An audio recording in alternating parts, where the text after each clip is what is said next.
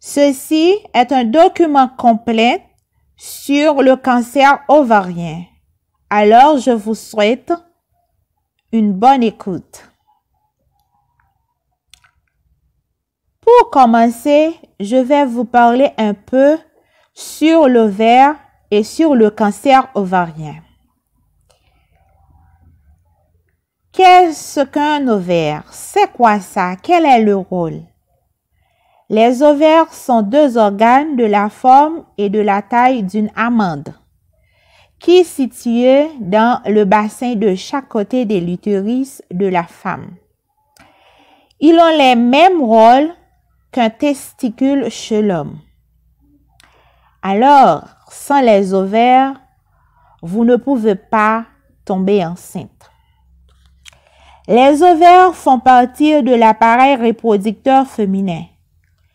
Leurs fonctions sont de produire et stocker les ovules, ainsi que de sécréter la majeure partie des hormones sexuelles féminines, comme par exemple l'œstrogène et la progestérone. Le cancer de l'ovaire est le 7e cancer le plus fréquent chez la femme. Le cancer touche plus fréquemment la femme âgée. Il apparaît généralement après la ménopause, en moyenne à l'âge de 65 ans. Mais c'est pas impossible pour qu'il apparaisse aussi chez les jeunes femmes, parce que le cancer n'a pas de limite. Il peut apparaître à n'importe quel âge. Le cancer de l'ovaire résulte le plus souvent d'une dégénérescence maligne des cellules épithéliales qui tapissent l'ovaire. Il se développe généralement insidieusement,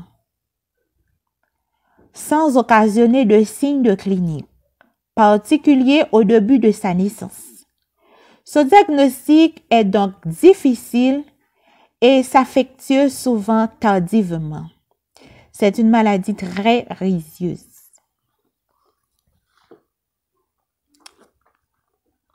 Quels sont les symptômes? On ne connaît pas vraiment les causes. OK? Mais on sait qu'il survient plus volontiers chez les femmes sans enfants ou ayant eu un petit nombre d'enfants. L'absence de grossesse, la précocité des règles, ménopause tardive, l'âge avancé, l'obésité et apparaître moins chez les femmes ayant choisi la pilule comme méthode contraceptive. Alors, le cancer de l'ovaire est origine génétique aussi dans environ 2 cas sur 10. Mais on ne connaît pas vraiment les causes, ok? Les causes certes, on ne connaît pas vraiment les causes, mais ce sont les facteurs, ok? On distingue plusieurs types de cancer ovarien. Les tumeurs épithéliales ou encore d'adénocarcinome, le stroma ou les cellules germinales. Le cancer peut être soit localisé à l'ovaire, soit étendu à des organes de voisinage. Dans l'abdomen, par exemple, comme dans l'intestin, utérus, trompe, la vessie, foie, rate, ou encore disséminé à travers la circulation sanguine ou lymphatique. Et enfin, métastase à distance au foie ou bien au niveau poumon.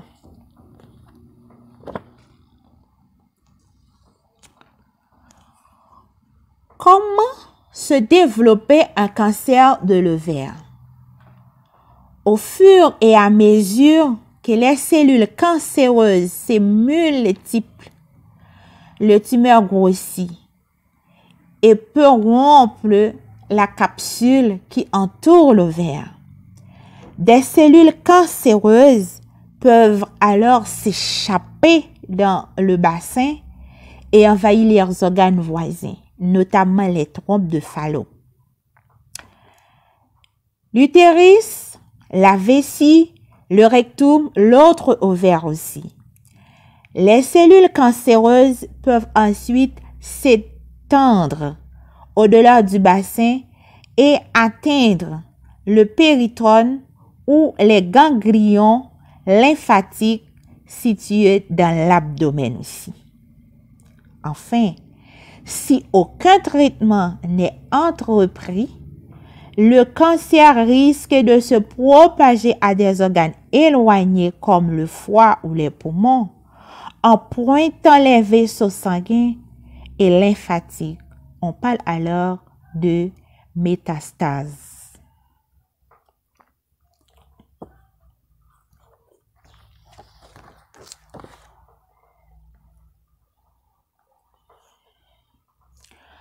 Comment prévenir un cancer ovarien? Les mesures de prévention du cancer de l'ovaire sont peu spécifiques et concernent aussi tous les cancers. OK? Ne pas fumer, adopter une alimentation équilibrée et lutter contre l'embonpoint,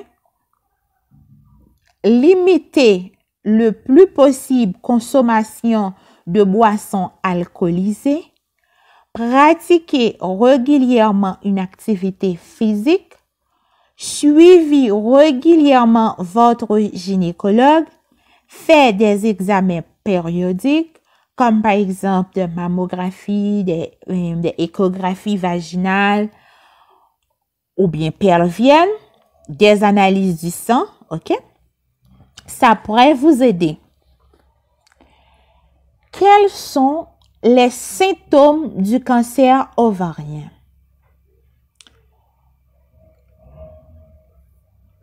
Un cancer de l'ovaire provoque peu de symptômes, ok?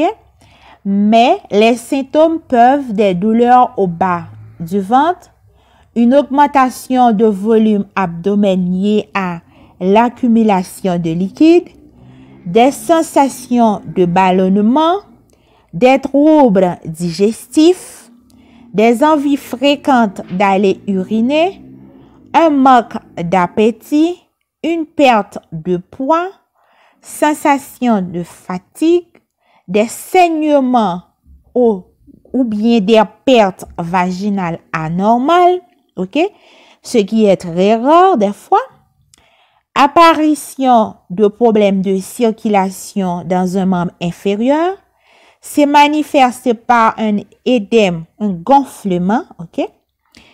Vous aurez des essoufflements prolongés et la détection d'une masse ovarienne par votre médecin ou lors d'un examen d'imagerie.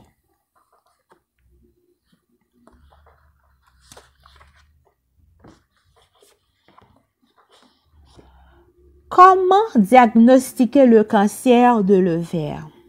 Pour bien dire, le cancer de l'ovaire occasionné peu de signes, comme je vous le dis déjà, physiquement. Au début de son évolution, il est donc souvent découvert à un stade évalué. En cas d'exception de cancer de l'ovaire, un médecin gynécologue est réalisé dans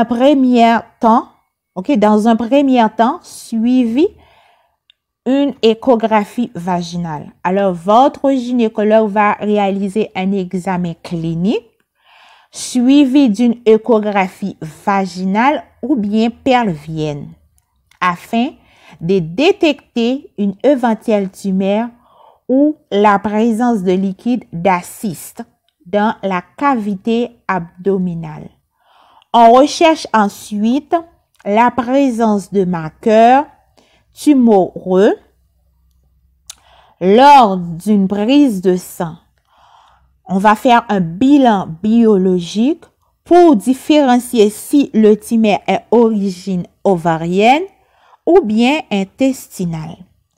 Un scanner ou une IRM permettra de mesurer la taille de la tumeur, mais c'est seulement lors de la chirurgie et de l'examen anatomopathologique de la tumeur ou encore biopsie que sa nature cancéreuse pourrait être confirmée ou non. OK? Le cancer ovarien est classifié en 4 stades différents. La première étape, c'est lorsque le cancer est encore limité aux ovaires. Il n'est pas encore propagé aux organes voisins. Dans la deuxième étape, le cancer a déjà atteint d'autres organes du pelvis, comme par exemple utérus, rectum, vessie. OK? Dans la troisième étape, le cancer a déjà atteint plus d'organes en dehors du pelvien, par exemple au ganglion, lymphatique dans le sang. Et la quatrième étape, le cancer atteint le foie, la rate, alors son métastase. Le catastrophe. Comment traiter un cancer ovarien? Les traitements proposés dans le cancer de l'ovaire s'adaptent à chaque situation. Le choix s'est fait au cours d'une réunion à laquelle assistent plusieurs médecins de différents spécialistes. Il dépendra à la fois du type de cancer, de son extension, de son agressivité et de l'état de santé global de la patiente. De la façon générale, le traitement du cancer de l'ovaire repose avant tout sur la chirurgie, qui consiste en une ablation de la tumeur, si possible en totalité, et les traitements médicamenteux comme des chimiothérapies conventionnelles ou thérapies ciblées. Dans la plupart des cas, on recommandait de retirer les 2 ovaires, les 2 trompes et l'utérus. Une chimiothérapie ou une radiothérapie peut être indiquée après la chirurgie. Mais si par hasard, aucune intervention chirurgicale est prévue, n'est pas possible, ok? Alors, si aucune opération n'est possible, alors une chimiothérapie seule est alors proposée. Lorsque le stade de la tumeur est présumé, ça veut dire précoce, une chirurgie est programmée. Elle a pour objectif de retirer la masse ovarienne et d'obtenir la preuve histologique du cancer grâce à l'examen anatomopathologique des tissus retirés pendant l'intervention. Mais si le stade de la tumeur est très avancé, ok, et coéloscopie ou bien le biopsie aussi.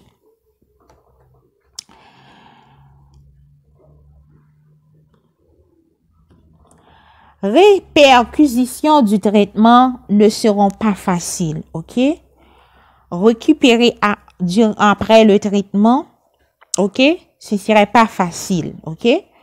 Pour certaines personnes, parce que la chirurgie du cancer de l'ovaire aura des douleurs, troubles nutritionnels, difficultés psychologiques et sociales, des conséquences sur la fertilité, l'ablation, parce que l'ablation des ovaires entraîne en effet une ménopause précoce.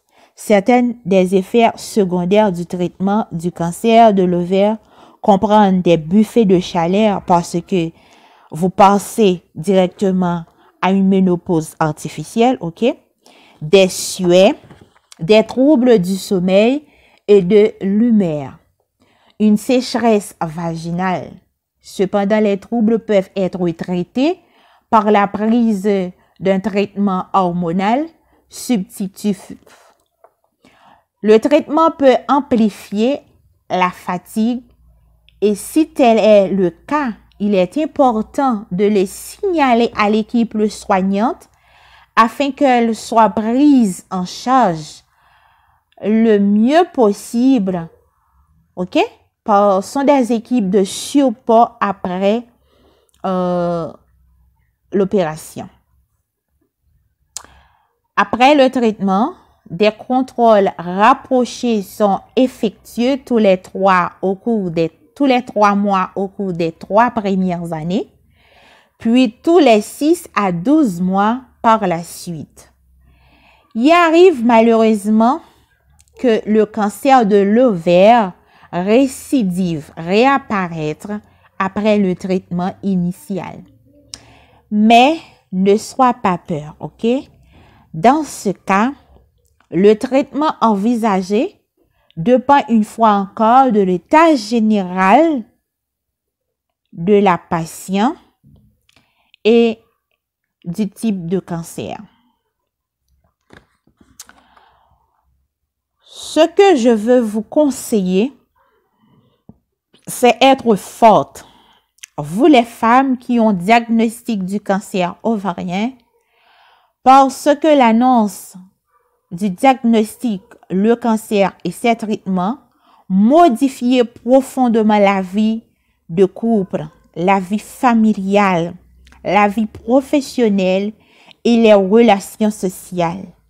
Certaines traversent la maladie sans avoir besoin d'un soutien psychologique.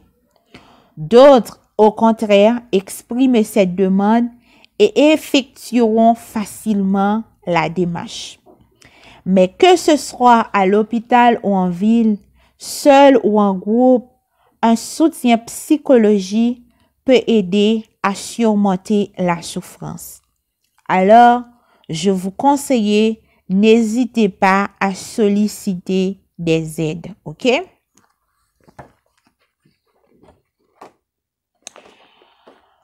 Je vais vous parler un peu sur ablation des 2 ovaires. Après ablation des 2 ovaires, vous n'aurez plus de cycle, donc plus de variations hormonales, plus de règles, ont déclenché une ménopause artificielle des 2 ovaires. Mais la femme qui a subi l'ablation d'un seul ovaire peut continuer à avoir ses règles et enfanter, dans la mesure où l'ovaire reste n'est pas à atteindre. Ok? Comment libérer un trompe? En réalisant une intervention chirurgicale au niveau de la trompe bouchée pour ouvrir l'extrémité de la trompe et à enlever les adhérences ou bien enlever les zones malades et à recoller les 2 bouts sains. Ok? Alors, si la trompe est très abîmée, ok? La seule solution pour pouvoir tomber enceinte est une fécondation in vitro, ce qu'on appelle FIV, ok? Oui, on peut libérer une trompe, ok, en réalisant une intervention chirurgicale. Est-ce qu'on peut avoir des enfants en présence d'une dystrophie? Oui, mais vous devez le traiter d'abord avec des médicaments pour stimuler l'hypophyse afin pour celle-ci libère une hormone qu'on appelle hormone folique, ce qu'on appelle FSH, pour avoir un cycle menstruel normal avec ovulation. Alors après, vous pouvez avoir des enfants. Mais sinon, ce ne sera pas possible. OK? Si vous avez des questions, n'hésitez pas de le faire. Je suis là à votre disposition. Merci.